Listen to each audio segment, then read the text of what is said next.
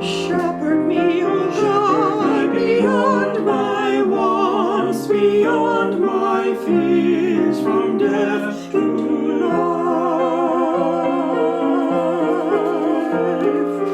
God is my shepherd, so nothing shall I want. I rest in the meadows of faithfulness of love.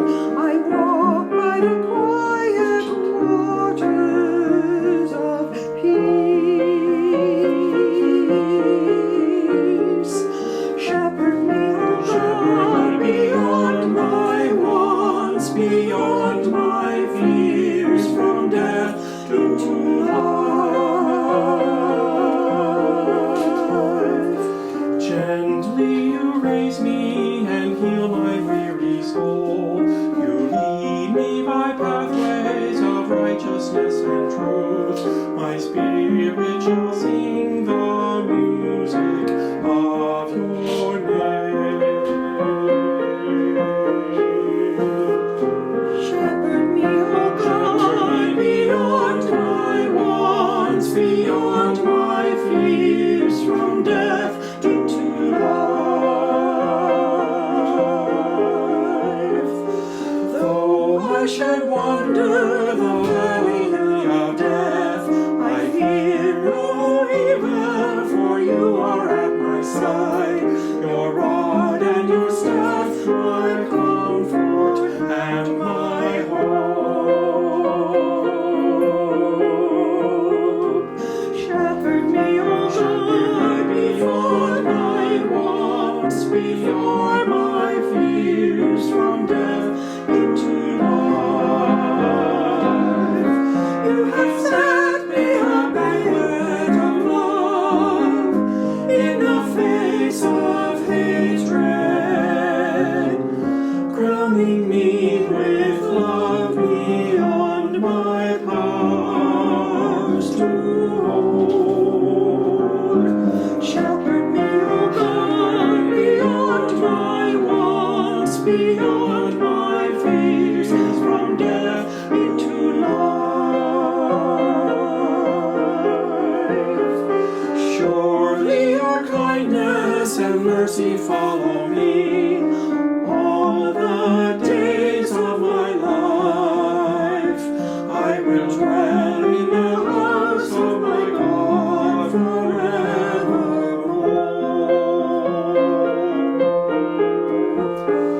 Shepherd me, O God, beyond my wants, beyond my fears, from death into life.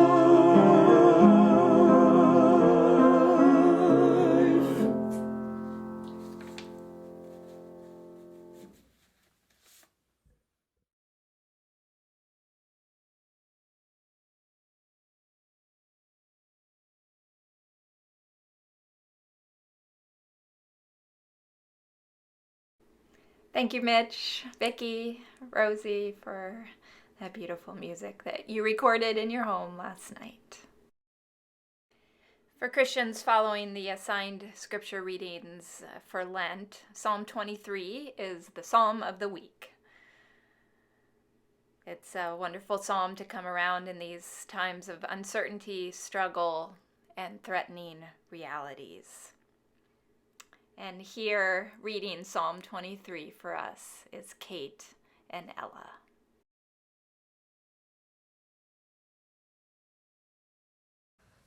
The Lord is my shepherd, I shall not want.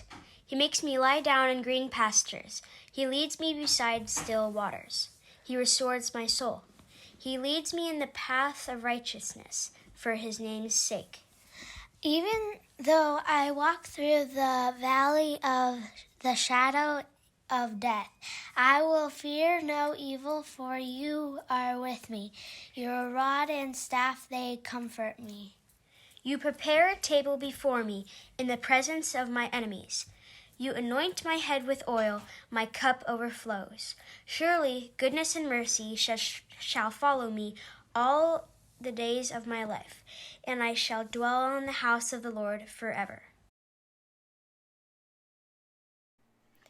Several years ago, I sought to understand Psalm 23 from the perspective of a real-life shepherd. So I read a book by an East African shepherd. And what I learned from him is that once a year, he leads his flock to the high mountain country of the summer ranges. These are known as tablelands, an area of land much sought after by shepherds. I'll show some pictures here that I took many years ago from a different part of the world, Israel, Palestine. So often these tablelands are remote and hard to reach. And so the energetic shepherd must take the time and trouble to ready these tablelands for the arrival of sheep. Early in the season, before the snow has been melted by spring sunshine, the shepherd goes ahead and makes preliminary survey trips into this rough, wild country.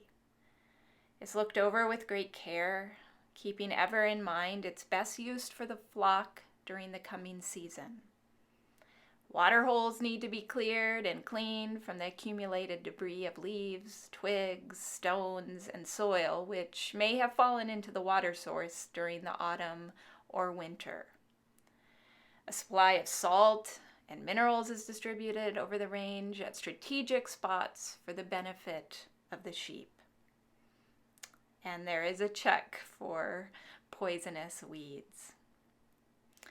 A shepherd must also keep an eye out for the predators, signs of wolves, coyotes, and the like.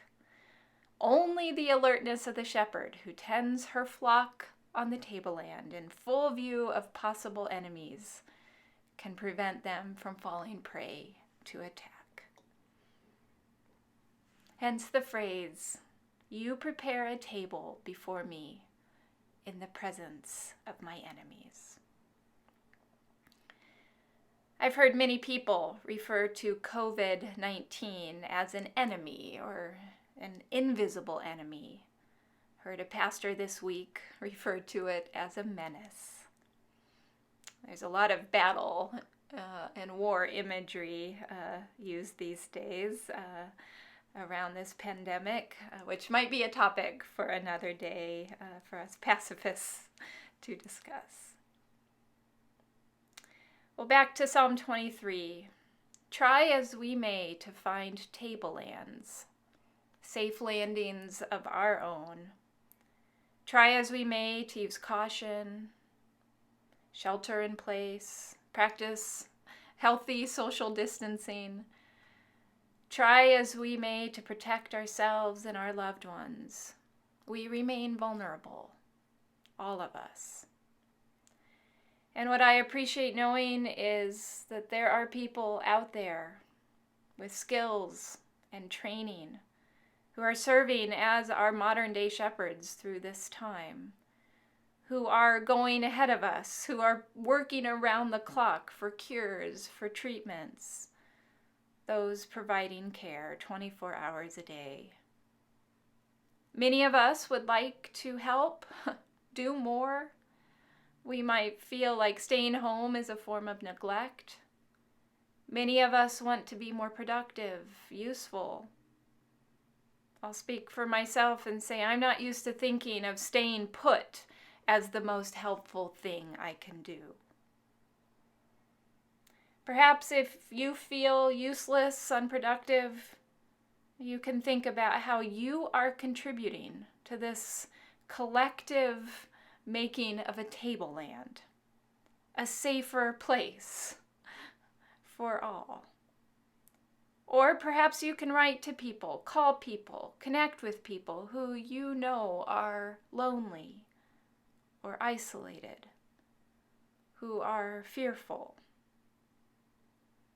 Perhaps we at Rainbow can give George Houghton a call or a note. He turns 93 this week. Or perhaps we can reach out to Keith Yarwood and Deborah Sapp Yarwood as Keith's mother now enters her final stages as she receives comforting care from hospice. As many of us shelter in place, I hope we will also consider not just the shelters we have, but that we also contemplate God's presence as a sheltering one. In closing, here is a Psalm 23 adaptation written by Lonnie Berge. Thank you, Lonnie. Yea, though I walk through the valleys of sorrow and disappointment, and the paths of despair and loneliness that lead ever more deeply into places through which I have never passed before, and the valleys become ravines in which I find little light with which to grow the seeds of hope that I carry in my soul, I vow to not lose them or to plant them where they have no chance to grow and flower, but to keep searching for that spot still awaiting them, still holding the promise of life. And as I walk these rocky paths alone, without even the embrace of others that I care for or who care for me, I will do what I can, tossing aside the stones that block the way of others, cutting down the brambles that may scratch and cut those following behind, making a way through. No, becoming the path, widening the way, so that someday there will be light where there has always been love.